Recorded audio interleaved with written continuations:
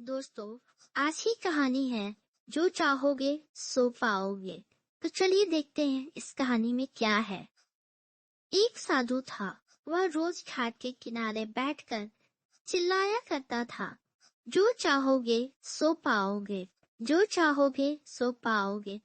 बहुत से लोग वहां से गुजरते थे, पर कोई भी उसकी बातों पर ध्यान नहीं देता था और सब उसे एक पागल आदमी समझते थे।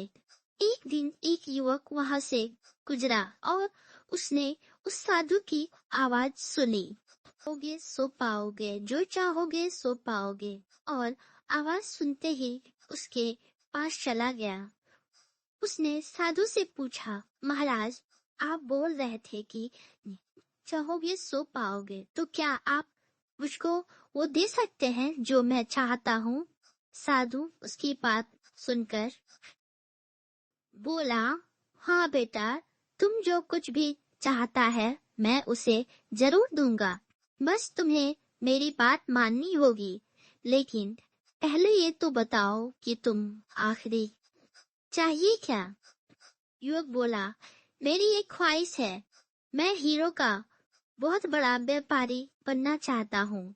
साधु बोला, कोई बात नहीं, मैं तुम्हें एक हीरा और एक मोती देता हूँ। उससे तुम जितने भी हीरे मोती बनाना चाहोगे बना पाओगे। और ऐसा कहते हुए साधु ने अपना हाथ आदमी की हथेली पर रखते हुए कहा, पुत्र, मैं तुम्हें दुनिया का सबसे अनमोल हीरा दे रहा हूँ। लोग इसे समय कहते हैं।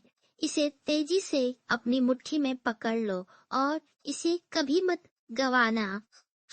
तुम इससे जितने चाहो उतने हीरे बना सकते हो।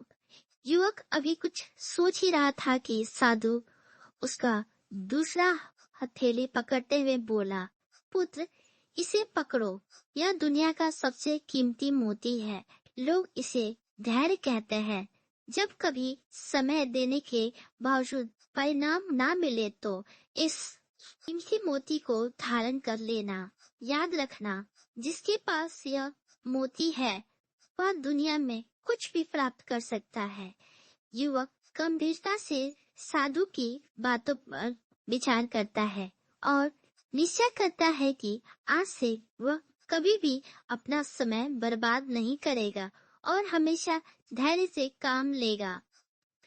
और ऐसा सोचकर वह हीरो के एक बहुत बड़े व्यापारी के यहाँ काम शुरू करता है और अपने मेहनत और ईमानदारी के बल पर एक दिन खुद भी हीरो का बहुत बड़ा व्यापारी बन जाने के बाद वह मन ही मन हमेशा साधु को धन्यवाद भी कहता है।